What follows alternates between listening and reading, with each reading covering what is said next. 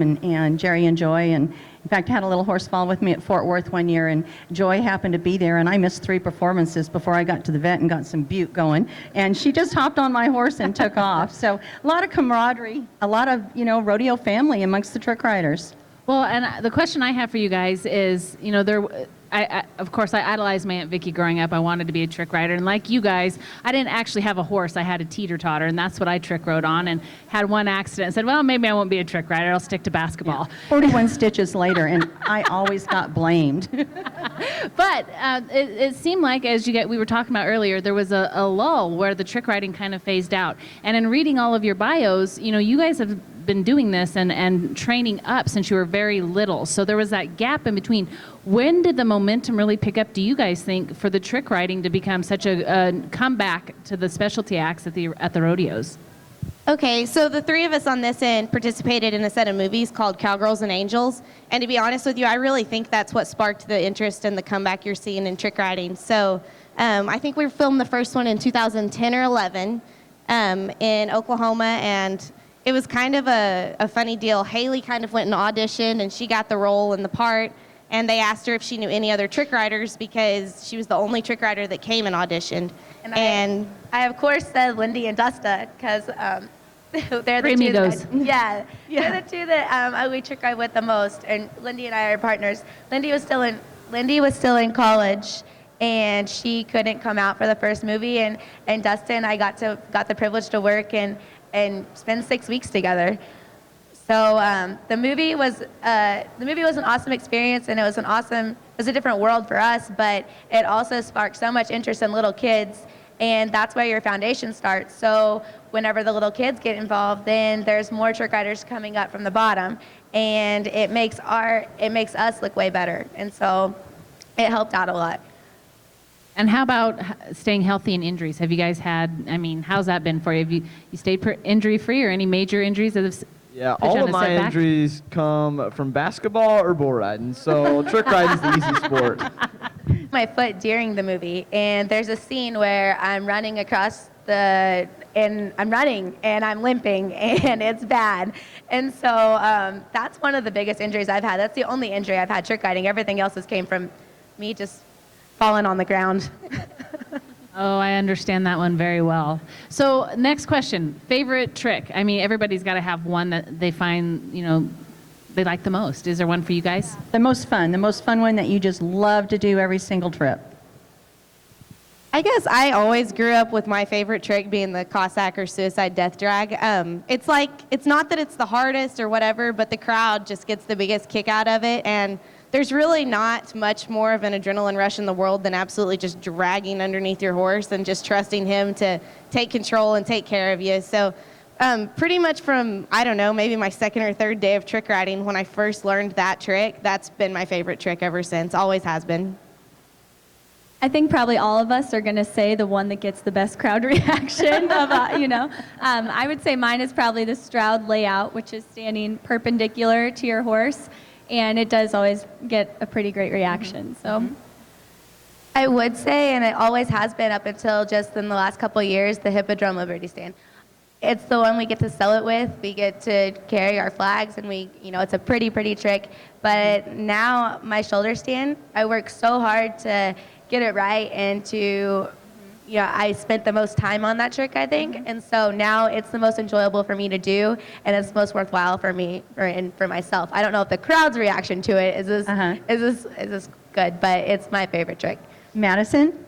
Oh, I'm right there with Lindy. One of my favorite is the Stroud layout. I've done it forever. It's always been the #1 trick I always go to. But that one, and then my new one that I'm getting back into again that I took a break on was under the neck. It just kind of it's a little bit more of an adrenaline rush. So sometimes it's nice to kind of spark the nerves a little bit and add a little bit more of a difficulty. So I got to go back and perform this on Friday. So it's been nice to kind of switch it up a little bit. Keeps you on that edge, and exactly. Like you said, keeps the adrenaline going. Trey, what about you? Any kind of vaults for me, it doesn't matter, because you can switch from a single vault to doubles to splits the neck. It's all the same. Just any kind of vaults for me. Wow. Well, one other question, and that is, there are a lot of trick riding schools coming up. Do y'all take part and hold trick riding schools? I know even down in Llano, Texas, where I'm from, and I've been away from trick riding for so many years that, my saddle has rust on it. And anyway, I still have younger kids come and say, where can I learn to trick ride? Who's teaching clinics and what's going on? Madison? Well, the last couple years I've actually taught a lot more than I thought that I would, but it seems like the moment that I'm not on the road, I have somebody at my house, or I have a clinic going on, or just always trying to help, especially for this competition. I've had a lot of girls come, but it's been, the last couple years, it's gotten a lot busier. I teach a lot out of Stephenville, Texas, and then I travel back up home to Alberta. And so I teach both sides of the border, and it's kind of the same thing. There's been a lot of girls out there that want to learn because they see it, they've seen the movie, they see it at the rodeos, but there's not a lot of trick riders out there that do all year round schools. So I kind of tried to open it up, because one thing with this sport is no matter what, they're going to try it, even if they know how to do it or not. So I opened up to try to help girls out to learn properly to help reduce the risk of getting injuries and getting hurt from not knowing how. So I've opened up my doors and have taught a lot in the last 2 years, and it's been real fun, really fun. Well, all of you are just such fine representatives, and it's just such a pleasure to have you here on stage and to visit with you.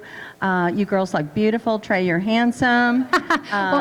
Remember, Dusta has the best horse, but... Well, and another thing that I'm curious about, because I know Dusta and Trey, obviously you come from, and I'm sure you guys all have extensive backgrounds, but we know that you come from training from your dad, Ted, but who are your inspirations? Who else taught you what you're doing? So my mom and dad don't actually trick ride, so that's, I guess, a common misconception in our family. We're a rodeo family. We've done it forever, but Trey and I are the original set of trick riders in our family. So I'm a big proponent of the Red Top Ranch Trick Riding School in Colorado. That's where I got my start. Miss Karen Vold and Linda Schultz have been, I would say, probably the leading force on bringing trick riding back to the level it's at.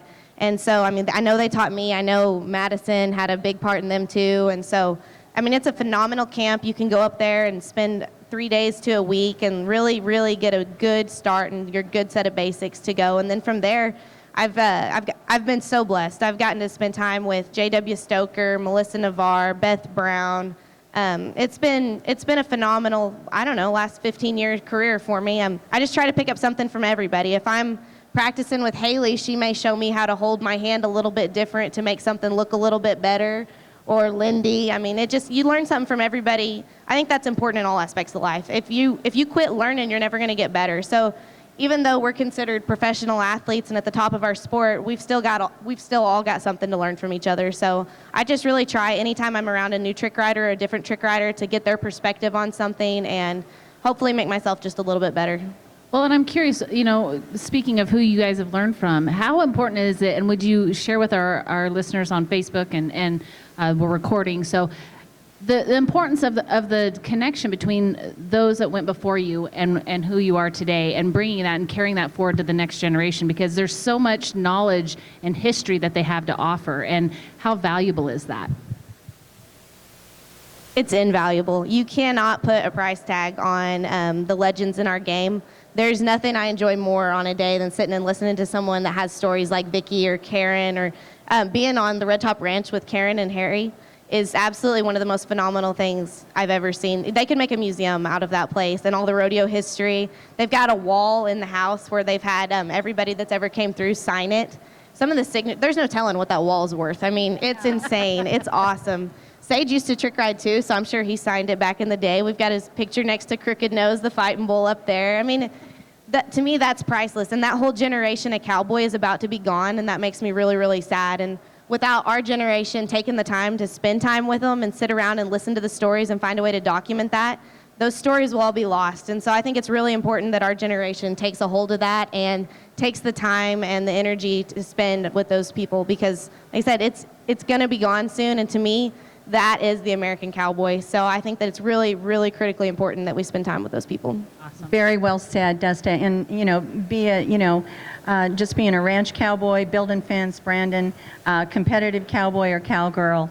It's all about back to our roots. And I know that's one thing that Becky and I, since our inception, we've tried to showcase is that we are about roots and connecting the generations. And I can tell you that all of us that went before you are certainly proud of all you taking up the slack today. I want to very quickly, before we close out with y'all, because we do have a musical guest waiting to come on, but you were talking about those who went before us and icons. And Marguerite and Clifford Happy from California very happily gave us this beautiful poster. This is Clifford's mom. This is Edith Happy Conley.